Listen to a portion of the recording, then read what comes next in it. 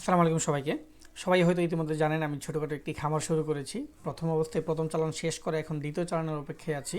তো দ্বিতীয় চালান তোলার আগে কয়েকটি কাজ করা লাগবে, যেগুলো হচ্ছে আমার এই লিটারটাকে ভালো করে জীবাণুমুক্ত করা লাগবে। এই লিটার খুবই গুরুত্বপূর্ণ একটি জিনিস আমাদের খামারদের জন্য, যারা আমরা খোলামেলা অবস্থায় মুরগি পালন করে থাকি। অবশ্য খাঁচায় পাললে এরকম লিটারের প্রয়োজন হয় না। তো যেহেতু খাঁচাই পালার সুযোগ নেই আমার এখানে, সুযোগ নেই বলতে খাঁচাই পালার সুযোগ আছে, কিন্তু আমি খোলামেলা অবস্থায় পালন করা শুরু করেছি এখন মুরগিগুলোকে। তো সেই ক্ষেত্রে আমার লিটারগুলো যেগুলো পুরান লিটার ছিল, ওই লিটারগুলোকে ভালোভাবে আমি এখন ছেঁকে এর ছাদে নিয়ে আসছি, যাতে এগুলোকে জীবাণুমুক্ত করতে পারি রোদ দিয়ে। প্রায় তার 4 থেকে 5 দিন রোদ দেওয়ার পর এগুলো এখন নিচে নামাবো। আজকে আসছি উপরে এগুলোকে নিয়ে যাওয়ার জন্য। 4-5 দিন এগুলোকে শুকিয়ে একদম জীবাণুমুক্ত করেছি এখানে এই ছাদে। এখন নিয়ে যাব নিচে। তো প্রচুর বাতাস ছিল, এই বাতাসে কোনোভাবেই বস্তাতে ঢোকানো যাচ্ছিল না এই লিটারগুলোকে।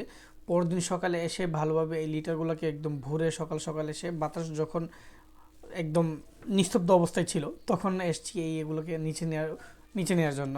বস্তায় ভরে এখন প্রায় 4টা বস্তা হয়েছে আমার। 3টা বস্তা ছিল, আরেকটা নতুন বস্তা। তো নতুন লিটার এনেছি, আবার আরেকটা নতুন লিটারের সাথে এগুলো মিক্সড করে এখন মোরগের নিচে দিব, যাতে মোরগগুলো একটু ভালো থাকে। এই লিটার ম্যানেজমেন্ট খুবই গুরুত্বপূর্ণ একটি জিনিস আমাদের খামারিদের জন্য। এই লিটার ম্যানেজমেন্টে একটু ঝামেলা হইলে কিন্তু মুরগের নতুন নতুন রোগ দেখা দিই। আর সবগুলো কাজ যেহেতু আমি একাই করি, ক্যামেরাটা স্ট্যান্ডে লাগিয়ে মোটামুটি একটু দেখানোর চেষ্টা করি আপনাদেরকে আর কি। তো ভিডিওটি এতটুকুই ছিল লিটার নিয়ে। আসসালামু আলাইকুম, ভালো থাকবেন সবাই।